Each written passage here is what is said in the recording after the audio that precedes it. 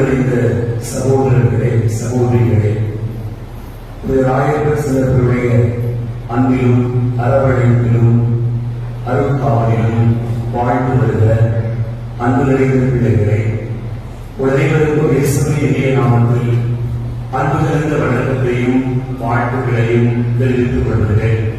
மகிழ்ச்சி அடைகிறேன். இறைவனுடைய பேரத்தையும் அவருடைய அளவற்ற இறக்கத்தையும் நாம் நினைவு கொண்டு கொண்டாடுவதற்காக இங்கே ஒன்றாக இணைத்து வந்திருக்கிறோம். அனைவருக்கும் திருவிழாவினுடைய முதல் நாள் கொடியேற்ற மகிழ்வை உங்களோடு பகிர்ந்து கொள்வதிலே உண்மையிலேயே மகிழ்ச்சி அடைகிறோம். அனைவரும் இந்த கொடியேற்ற மகிழ்வை பகிர்ந்து கொள்ளும் விதமாக வரநிலைத்த தீர்வுடைய வாழ்த்துக்களை அன்போடு பரிமாறிக்கொள்வோம். சேர்ந்தவர்கள் ரொம்ப பரபரப்பா இருந்தது. அப்படித்தானா இல்லையா? அப்படித்தானா இல்லையா? நான் வந்த நேரத்திலிருந்து பார்க்கிறேன். ரொம்ப பரபரப்பா இருந்தவர்கள மிக முக்கியமான உடைய பகிர்ந்தது. எங்களை சரியா 6 மணிக்கு வந்துடணும்னு சொல்லிட்டாரு. அப்போ கூட நானும் ஃபாதர் மோட்சமும் சேர்ந்து பேசிட்டே வந்தோம். 6 மணிக்கெல்லாம் நடக்கிற காரியம் கிடையாது. அது எப்படியானாலும் 8 மணி ஆயிடும் அப்படின்னு தான் பேசிக்கிட்டே வந்தோம். இங்க வந்து பார்த்தா ஃபாதர் ரொம்ப பரபரப்பா இருந்தாரு. கொஞ்சம் கொடுங்க, இப்ப ஆரம்பிச்சிருவோம், கொஞ்சம் கொடுங்க, இப்ப ஆரம்பிச்சிருவோம் அப்படின்னு சொல்லிட்டே இருந்தார். எப்பதான் அமைப்பாங்க அப்படின்னு சொன்னா, உனக்கு தெரியாதா, ஏற்கனவே இருந்து போனாங்க அப்படிங்கிற கதையை சொன்னார். ஆனாலும் கூட உங்க மேல கொஞ்சம் மாற்றம் ஏற்பட்டதெல்லாம் வருஷம் 2020 ஆயிடுச்சா அப்படின்னு நினைச்சுக்கிட்டு நானும் இப்ப ஆரம்பிச்சிருவாங்க நினைச்சா ஒரு பெரும் கூட்டம் சபதத்துக்கு முன்னாடி நத்தனை மொழிக்கு போறப்ப ஒரு கூட்டம் போயிட்டு இருக்கு. அப்பதான் தெரியுது கொடியே இப்பதான் போகுது சுத்தர் அப்படின்னு நினைச்சுக்கிட்டு அப்புறம் வெளியே வந்தா கொடி வந்து கரையில் வரைக்கும் வரும்போது ஆயிடும். அப்புறம் 8 மணி ஆயிடும். நான் பிரசனம் வைக்க ஆரம்பிக்கும் போது 8:30. யாராவது உணர்வு செய்கிறேன், நான் கிடையாது. அப்படிதான் இல்லையா? கிறிஸ்துவர்களே, உண்மையிலேயே ஒரு பெரிய மகிழ்ச்சி கொண்டாட்டமாக இதனால் ஆரம்பித்திருக்கிறது. ரொம்ப அற்புதமாக தொடங்கப்பட்டிருக்கிறது. கொடி உயர இறந்த போது அப்படி ஒரு சுத்தி ரெகுலர்ல ஒரு கட்டி பிடிச்சு சுத்தி தான் வருவாங்க. அதனால அப்படியே சுத்தி வெளியே வரும்போது பார்க்க அந்த காட்சியை பார்க்கும்போது கண்ணெல்லாம் நிரம்பிடுச்சு, கைகளெல்லாம் கட்டி வைக்கிறோம். அப்படி ஒரு ஆர்ப்பாட்டமான ஒரு கொண்டாட்டம் நம்மளோட முஸ்லிம்களுக்கு மேலக்கான அப்படி ரொம்ப அற்புதமா இருக்குது. அந்த திருவிழாவுடைய மகிழ்ச்சியை தொடங்கி இருக்கிறோம். கட்டி மீண்டும் ஒரு முறையுடைய பாட்டுகளை அன்பானவர்களே, நம்முடைய பங்கு சாதாரணமான பங்கு கிடையாது. அதை நான் ரொம்ப உணர்ந்திருக்கிறேன். இங்க இருந்த காலங்களில் ரொம்பவே அனுபவிச்சிருக்கிறேன். பல சின்ன பொருள் ரொம்ப அனுபவிச்சுட்டே வராதுன்னு நான் நினைக்கிறேன். அவர் ஓடா தேர்தல் சொன்னா ஏதோ நடக்குதுன்னு அர்த்தம். அப்படித்தான் நான் பார்க்கிறேன். அப்படி ஒரு பெரிய அற்புதமான ஒரு பங்கு. ஏன்னு சொன்னா ஒரு பெரிய பாரம்பரியமான பங்கு நம்முடைய பங்கு. ஒரு நீண்ட வரலாறு நம்முடைய பங்குக்கு உண்டு. நம்முடைய மறைமாவட்டம் நற்செய்தி பணி தொடங்கிய இடம் காமநாயக்கன்பட்டி. ஏன்னு சொன்னா காமநாயக்கன்பட்டியினுடைய அந்த தடம் எல்லா இடங்களிலும் பரவி போயிருக்கிறது என்று சொன்னால், அதற்கு அடுத்த நிலையில் ஒரு முக்கியமான இடத்தை பெற்றிருப்பது நம்முடைய சேர்ந்தவரம் மறைப்படுகிறார். ஒரு காலத்துல குருக்கள் தன்னுடைய மிஷனை ஆரம்பிக்கிற போது சில இடங்களில் இந்த பணிகளை செய்வதற்கு உகந்த இடம் என்று கருதி இருக்கிறார்கள். அப்படி கருதி இருந்த இடங்களில் மிக முக்கியமானது நம்முடைய சேர்ந்தவரம் பங்கு. நாம் சேர்ந்தவரம் பங்கிலே பணியாற்றுவதற்கு முன்பாக இங்கே வளர்ந்து ஓடி எல்லாம் வாழ்ந்த காலத்தில் என்னுடைய பெரியமான் வீடு, அவர்களுடைய உறவுகள் எல்லாருமே அந்த மாதிரியான ஒரு அன்பில் இணைந்திருந்த அந்த காலத்தில் அந்த நான்குட்டே இது வரைக்கும் நான் பார்க்கிறேன். இது சேர்ந்த மரம் என்றுதான் பேர் இருக்கிறது. ஆனா அந்த காலத்துல அது சேர்ந்த மனம் என்றுதான் எப்போதும் அழைக்கப்பட்டு வந்தது. எப்போதும் அதை ஒரு பெருமையாக நினைப்பார். ஆனால் ரொம்ப வளர்ந்தவர்கள் சொன்னால் சிக்கல் ஏற்படும். மனம் மரமாகி போய்விட்டது. மரம் கூட இணைந்திருக்கிறது. மனம் இணையாமல் பல நேரங்களிலே ஒரு பின்னடைவை சந்தித்திருப்பதையும் இந்த காலகட்டங்களிலே நாம் அறிந்திருக்கிறோம். மீண்டும் ஒரு புத்தெழுச்சியை, ஒரு மாற்றத்தை, ஒரு மிகப்பெரிய ஒரு வெற்றியை நோக்கிய ஒரு பயணத்தில் நம்முடைய பங்கு தடம் மாறிக்கொண்டு வளர்ந்து கொண்டிருக்கிறது என்பதை நினைக்கிற போது உண்மையை மகிழ்ச்சியாக இருக்கிறார். அன்பானவர்களே, குருக்களுடைய பங்கிலே பணியாற்ற வந்த காலம் 1778. நமது ஆணைக்குள்ளே இங்கே துணி கொண்டிருக்கக்கூடிய அருள்தந்தை இஞ்ஞாசியார் சுவாமி அவர்கள் 1878 முதல் 1917 வரையும் இங்கே பங்கு தந்தையாக பணியாற்றிக் கொண்டிருந்தார். கிட்டத்தட்ட 40 வருஷம் 33 வருஷம் இந்த பங்கில் பணியாற்றினார். அவர் பணியாற்றிய காலத்தை நாம் மீண்டும் நினைவுபடுத்தி பார்க்கும் போது எப்படி ஒரு சாமியார் ஒரே இடத்துல 40 வருஷம் பங்குசாமியார் இருந்தாரு அப்படிங்கிறத நினைச்சு பார்க்கும் போதே பயமாவே இருக்கு. நம்ம ஊர்ல 5 வருஷத்தை கடந்து முன்னாடியே போகும்போது ஆகிப்போங்க. 3 வருஷம் 2 வருஷத்தை கடந்து போகும்போது சாமியார் 40 மக்களுக்கு போகும்போது ஆகிப்போங்க. சாமியார் மொத்தமா யாரும் தெரியாது. அது பெரிய போராட்டமா இருக்கு. ஆனால் நான் நினைத்து பார்க்கிறேன், நம்முடைய பங்கில் இந்த தந்தை இவ்வளவு காலம் பணியாற்றினார் என்பதையெல்லாம் நினைத்து பார்க்கும் போது மக்கள் எவ்வளவு இணைந்திருக்கிறார்கள், வாழ்ந்திருக்கிறார்கள், புரிந்திருக்கிறார்கள். இவ்வளவு பெரிய வளர்ச்சியை இந்த பகுதியில் இருக்கக்கூடிய எல்லா மக்களும் பெற்றிருக்கிறார்கள். அதனால சேர்ந்தவர் வந்து தாய் பங்கு அப்படி சொல்றதுதான் மாறி பாட்டி பங்கா மாறி கூட்டி பங்கா மாறி எத்தனையோ பிள்ளைகளை வேற பிள்ளைகள் எல்லாம் பெற்றிருந்துச்சு. அவ்வளவு பெரிய பங்கா மாறி இருக்கக்கூடிய இதை வரைபடிக்கிறது. எதுக்கு வேணும் பேசிட்டு இருக்கீங்க, பிரசனுக்கு வர மாட்டீங்க நீங்க நினைக்கிறீங்க. நான் நினைச்சு பார்த்தேன், அப்படி ஒரு வரலாறு பெருமை இருக்கிறது. அந்த பெருமையில் இங்கெல்லாம் நீங்க உட்கார்ந்து பார்க்கும்போது அந்த காலத்துல எப்படிலாம் இருந்திருப்பாங்க அப்படின்னு நினைச்சு பார்க்கும்போது இது ஒரு பெரிய மகிழ்ச்சியை நிறைவு கொண்டாடுகிற ஒரு இடமாக இருக்கிறது. ஆக மீண்டும் ஒருமுறை உங்களுடைய வாழ்த்துக்களை நம்மோடு கூட திருவிழாவில் மகிழ்ச்சியாக பரிமாறுகிறோம்.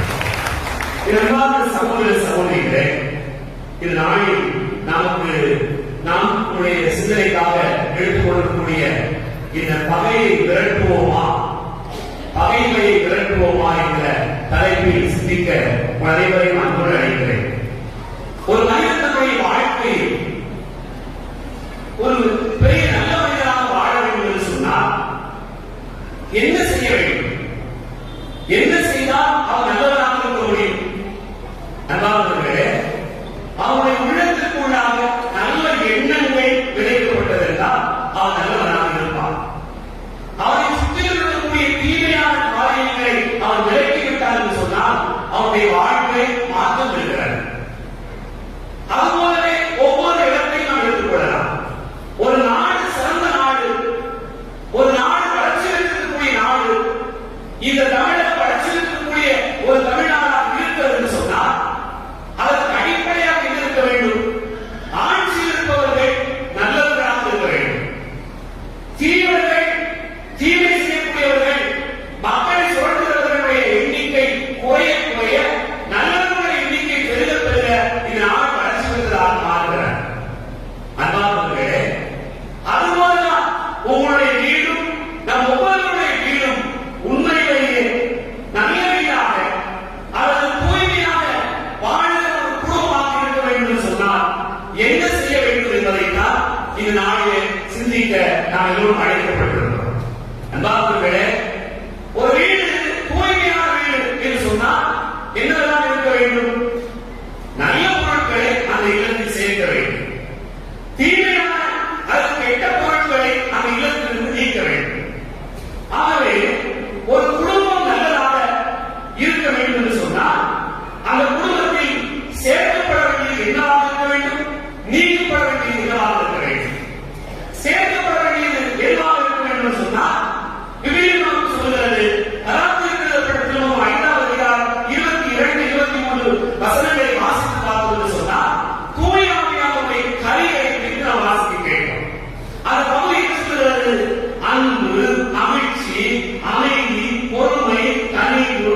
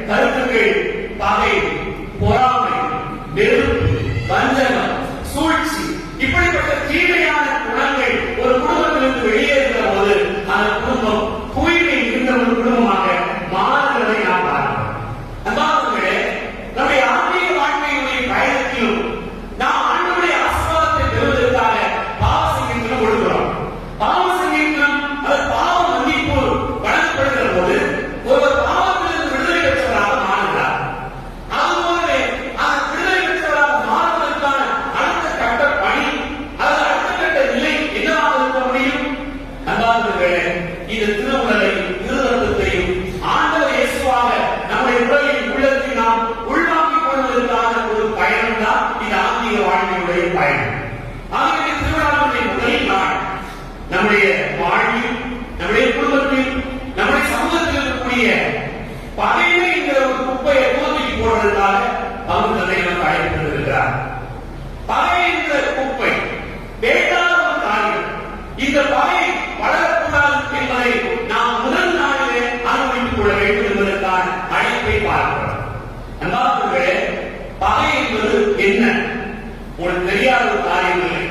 பகை என்பது இரு நபர்களுக்கு இடையிலே அல்லது இரு குழுக்களுக்கு இடையிலே ஏற்படக்கூடிய ஒரு தீவிரமான எதிர்ப்பு, ஒரு முரண்பாடு அல்லது ஒரு எதிர்ப்பை குறிக்கிறார். நாம சில நேரங்களில் சொல்றோம், கோபமா இருக்கிறேன் அப்படின்னு சொல்லுவோம். இது வெறும் கோபம் மட்டுமல்ல. பகை என்பது எப்படிப்பட்டதாக இருக்கும்? உங்களுடைய மனதிற்குள்ளாக ஆழமாக பதிந்து அது வஞ்சகமாக வளர்ந்து ஒரு தீய உணர்வை உங்களுடைய உள்ளத்தில் வளர்த்திருக்கும் என்று சொன்னால் அதற்கு பெயர் தான் பகை. என் அன்பானவர்களே, இந்த பகை எப்படியெல்லாம் வளர்கிறது, எதனால் வளர்கிறது என்று நீங்கள் பார்த்தீங்கன்னு சொன்னால் பேராசையினால், பொறாமையினால், சுயநலத்தால், நம்முடைய உள்ளத்தில் இருக்கக்கூடிய ஈகோவினால் அல்லது அகந்தையினால், இன்னும் தவறான புரிதல்களினால் அல்லது பிறருக்கு இல்லாத ஒரு சூழ்நிலையினால் இந்த பகை என்ற உணர்வானது எல்லாருடைய உள்ளத்தில் வளர்ந்து கொண்டே இருக்கிறார். என் அன்பானவர்களே, சகிப்புத்தன்மை இல்லாத ஒரு இடத்தில் பகை நிச்சயமாக வளரும். மன்னிக்கிற குணமில்லாத ஒரு இடத்தில் நிச்சயமாக பகைமை என்பது வளரும். பிறருடைய வளர்ச்சியை பார்த்து பொறாமைப்படுகிற, பகை கொள்கிற, அதை தன்னுடைய உள்ளத்தில் ஒரு வகையான வெறுப்பாக வளர்த்துக் கொள்ளக்கூடிய ஒரு மனிதர் உண்மையிலேயே பகையாக மாறுவார். நம்முடைய ஊர்களிலே இது நடக்கிறது. ஒருவருடைய வளர்ச்சியை பார்க்கிறவோ, ஒரு சமூகத்தினுடைய வளர்ச்சியை பார்க்கிறவோ, ஒருவருடைய குடும்பம் மேலும் வருவதை பார்க்கிறவோ, இன்னொருவர் அதிலே மகிழ்ச்சி அடையாமல் இருக்கிறார் என்று சொன்னால் உள்ளத்திலே அவர் வளர்த்துக் கொண்டே இருக்கிறார். அதுதான் பகையாக மாறிவிடுகிறார். என் அன்பார்ந்த சகோதர சகோதரிகளே, ஒரு சிறிய சொல்லோ, ஒரு சிறிய ஒரு செயலோ, ஒரு தவறான புரிதலோ அல்லது தவறான ஒரு வார்த்தையோ நம்முடைய உள்ளத்தில் காயத்தை ஏற்படுத்தி காலப்போக்கில் மன்னிக்க முடியாத ஒன்றாக மாறிவிட்டது என்று சொன்னால் அதுதான் பகை. நம்முடைய ஊர்களிலே நீங்கள் அப்படியே ஒப்பிட்டு பார்க்கலாம்.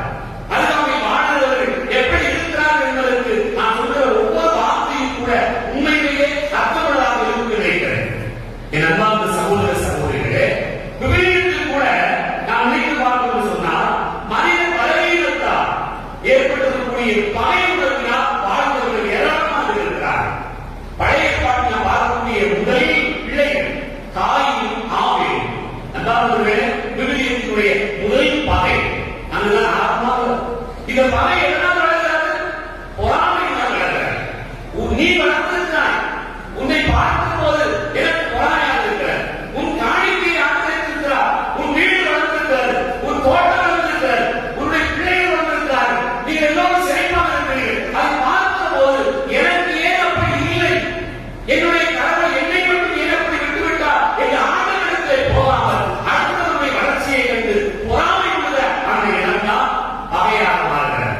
நாம் பார்க்கிறோம், காயினுடைய சகோதரன் உடன்பிறந்தவன் தன்னுடைய ரத்தம் என்று தெரிந்தவர்களும் கூட அவனை கொல்ல தேடினான் என்று சொன்னால் பகைதான். என் அன்பார்ந்தவர்களே, பகை என்ன செய்யும் என்று சொன்னால் சகோதரன் பார்த்தார், சகோதரி என்று பார்த்தார், அத்தை மாமா என்ன உறவில் இருக்கிறது என்றெல்லாம் பார்த்தார். அது எல்லாவற்றையும் மாற்றுவதாக மாறுகிறது. நம்முடைய குடும்பங்களில் நடப்பதை நாம் பார்க்கிறோம். பழைய பாட்டில் இதுபோல் நிறைய உதாரணம் சொல்லிக் கொண்டு போகிறார். தாவீதுக்கும் சவுலுக்கும் நடைபெறக்கூடிய இந்த பெரிய போராட்டம் பொறாமை தான்.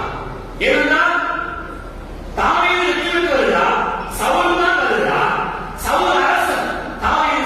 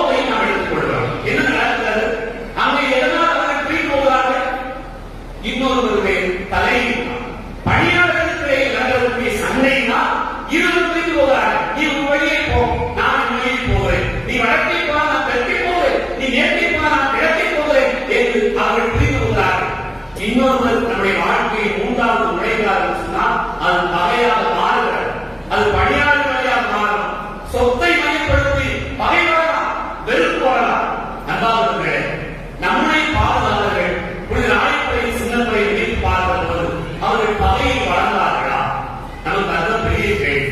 இது திருவிழாவில் இரண்டு பேரையும் வித்தியாசமாக பார்க்கிறோம். நம்முடைய பாதுகாவலர் ராயப்பை பேதுருவை எடுத்துக்கொண்டோம் என்று சொன்னால் அவர் யூதர்களுக்கு மட்டும் பணி செய்ய வேண்டும் என்று நினைத்துக் கொண்டிருந்தார். பவுலை எடுத்துக்கொண்டோம் என்று சொன்னால் சின்னத்தை என்ன செய்தார்? அவர் புறநகர்த்தாத மக்களுக்காக பணி செய்ய தொடங்கினார். இரண்டு பேருக்குமே வித்தியாசம் இருக்கிறார். பாரதூரமான வித்தியாசம். இவர் ஒரு பக்கம், அவர் ஒரு பக்கம். இரண்டு பேருமே பாரதூரமான வித்தியாசம். ஆனால் இரண்டு பேருடைய வாழ்க்கையை நினைத்து பார்ப்பது சொன்னால் பெரிய ஆச்சரியமாக இருக்கிறார். என் அன்பானவர்களே, இரண்டு பேருக்குமே கருத்து முரண்பாட்டால் அங்கே விவாதம் எழுதுகிறாரு, பிரச்சனை எழுதுவதையும் பார்க்கிறோம். முதலில் கூடுகிற எருசலேம் சங்கம் குறித்து திருத்துதர் பணிகள் 15ஆம் அதிகாரத்தை வாசிக்க கேட்கிறோம். அந்த பகுதியை பார்த்தீங்கன்னு சொன்னா என்ன நடக்கிறது? எல்லாரும் விருத்த சேதனை செய்து கொண்டால்தான் நீங்க கிறிஸ்தவராக இருக்க முடியும் என்று ஒரு குழுவை சேர்ந்தவர்கள் சொல்றாங்க. ஆனால் பவுலை ஏற்றுக்கொள்ளவில்லை.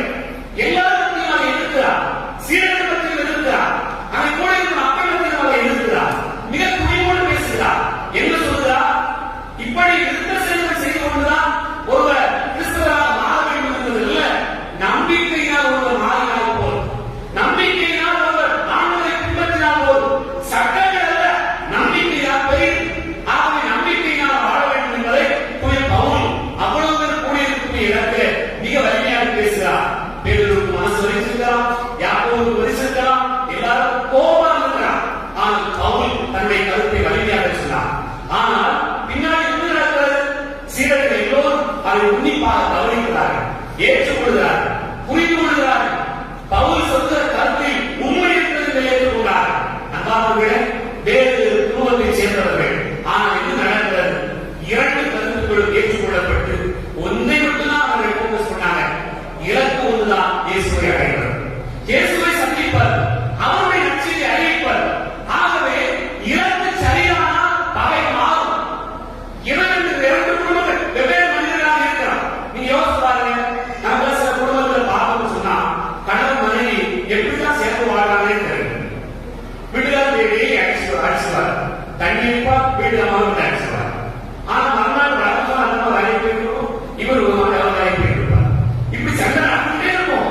ஆனால் சேர்ந்து வாழ்ந்துட்டு இருப்பாங்க. இது எப்படிமா சாத்தியமானது? ரெண்டாவது இப்படி எல்லாம் வாழ முடியுமா தெரியல.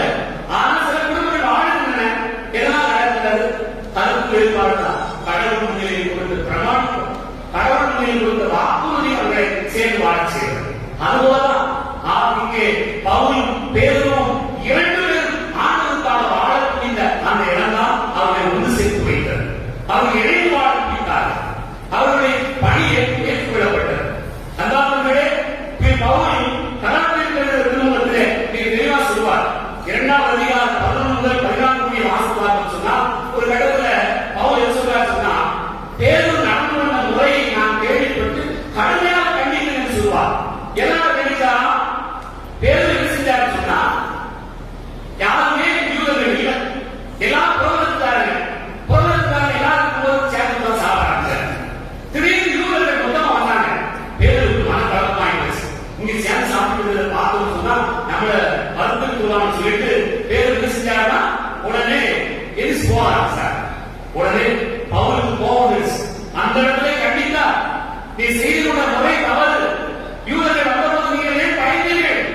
நீங்கள் ஆண்டவருக்காக பணி செய்கிறீர்கள் என்று சொன்னால் எல்லாரையும் ஏற்றுக்கொள்ளுங்கள் என்று துணிவோடு பேசினார். ஆனையும் கூட தன்னுடைய தனக்கு கீழுள்ளவர் இளையவர் என்று கூட பாராமல் பேரும் ஏற்றுக்கொண்டார். அதை புரிந்து கொண்டார் என்று பார்க்கிறோம். அன்பானவர்களே, சில நேரத்தில் சில காரியங்கள் பகை மாற வேண்டும் சொன்னால் என்ன செய்யணும் சொன்னா உட்கார்ந்து பேசணும். குடும்பத்தில் சேர்ந்து உட்கார்ந்து பேசணும். பகை குடும்பத்தில் நாம் இணைந்து பேசி சகசமாக வாழ்வதற்கு என்ன வழி என்று தேடுவதுதான் ஒரு மிகப்பெரிய வெற்றியாக மாறும். எல்லாத்துக்கும் மேலாக இதை முதல் வாசகம் சொல்கிறது. பகை மாற வேண்டும் சொன்னால் ஒருவர் மற்றவரை நீங்கள் மன்னியுங்கள் என்று சொல்றார். நீங்க மன்னிக்காம ஆண்டவருக்கு வந்து ஜெபம் கேட்கப்படாது என்று சீராக்கி ஞானம் அழகாக சொல்லுகிறது. உங்களுடைய மன்றாட்டு கேட்கப்பட வேண்டும் என்று சொன்னால் மன்னிக்கணும். நீங்க பலிகளுக்கு வருகிற போது யாரையாவது மனப்பாங்க இருக்குன்னு சொன்னா முதல்ல போய் அவரோட நல்லோடு ஏற்படுத்த அப்புறம் பரிசீலித்து ஆண்டவர் சொல்கிறார். அப்படியானால் மன்னிக்கிற இடத்தில் பகை மாறுகிறது. இப்படியாக இந்த புனிதருடைய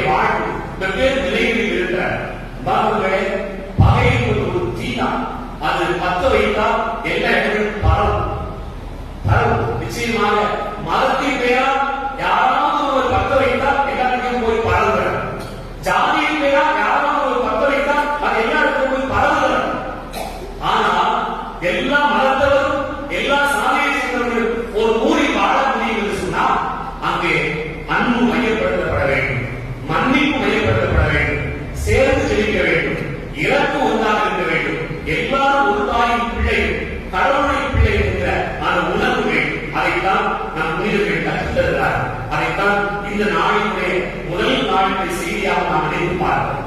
பகை மறந்த இடத்தில் கொண்டாடப்படுகிற மீதி 9 நாட்கள் அர்த்தமுள்ளதாக இருக்கும். சிந்திப்போம்.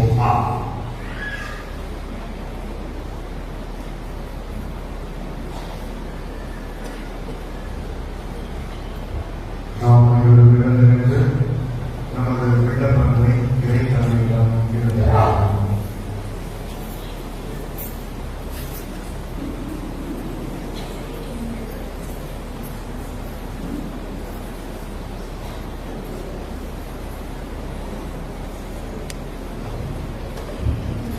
எங்கள் அன்பு தந்தையே இறைவா, எங்கள் பரிசுத்த திருத்தந்தை 14ஆம் நீயோ ஆயர்கள், குருக்கள், கன்னியர்கள், துறவர்கார் அனைவரும் அன்பையும் மன்னிப்பையும் உம்மிடமிருந்து பெறுவதோடு நின்றுவிடாமல் இறைமக்கள் அனைவரோடும் பகிர்ந்து இளையரசு இம்மண்ணில் வளர அன்பின் சாட்சிகளாக திகழ அருள் புரிய வேண்டும் என்று இறைவா உம்மை மன்றாடுகிறோம்.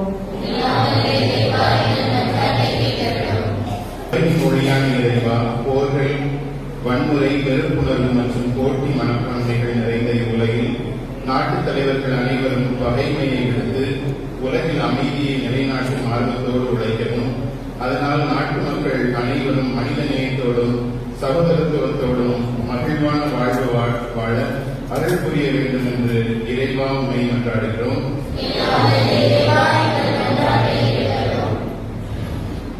அன்பின் ஊற்றான இறைவா, எங்கள் ஊரின் பாதுகாவலர்கள் புனித ராயப்பர் சின்னர்களின் திருவிழாவினை மகிழ்வோடு தொடங்கியுள்ள எம் ஊர் மக்கள், பங்கு மக்கள் அனைவரும் நல்ல உணர்வுடன் நலம் பெறவும், செய்கின்ற தொழில் முயற்சிகளில் உமது ஆசிரியரை நிறைவாக பெற்றுக் கொள்ளவும், வெளியிடங்களில் தங்கி பணிபுரிவோர் உமது பாதுகாப்பை உணர்ந்து வாழவும், முதியோர் நோயாளிகள் உமது குணமளிக்கும் ஆற்றலை பெற்று மகிழ்வோடு வாழவும் அருள் தர வேண்டும் என்று இறைவா உம்மை மன்றாடுகிறோம். கருணையின் பிறப்பிடமே இறைவா, இந்நாளில் சிறப்பிக்கும் யாக்கோபு அன்பிய இறைமக்கள் அனைவரையும் இறையாசிரியின் மதிப்பீடுகளான அன்பு, மன்னிப்பு, ஒற்றுமை, சகோதரத்துவம் இவற்றில் வளர்ந்து பகைமையை விரட்டடிக்கவும், அன்பிய குடும்பங்கள் அனைத்தும் இறையத்தில் வளர்ந்து ஆதி கிறிஸ்தவர்களைப் போல் ஒற்றுமையிலும் பக்தியிலும் சிறந்து விளங்கவும் அருள் தர வேண்டும் என்று இறைவாவை மன்றாடுகிறோம்.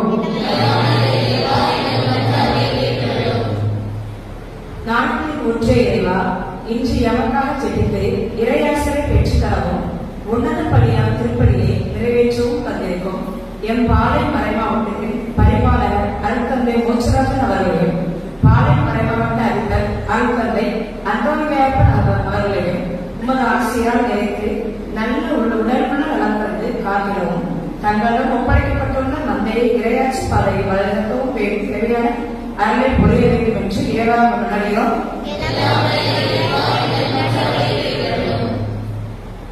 எம் பங்கு தந்தை சிறப்பாக தெரிவிக்கிறோம். நல்ல உடலுள்ள நலம் தரவும், செய்கின்ற பணிகள் உமது உடனிருப்பு தந்து வழிநடத்தவும், பங்கின் வளர்ச்சிக்காக எடுக்கின்ற அத்தனை முயற்சிகளிலும் இறைமக்களின் முழுமையான ஒத்துழைப்பு கிடைக்கவும் தேவையான அருட்தர இறைவா உண்மை மன்றாடுகிறோம். நமது தனிப்பட்ட தேவைகளுக்காக இறைவனிடம் மௌனமாக மன்றாடுவோம்.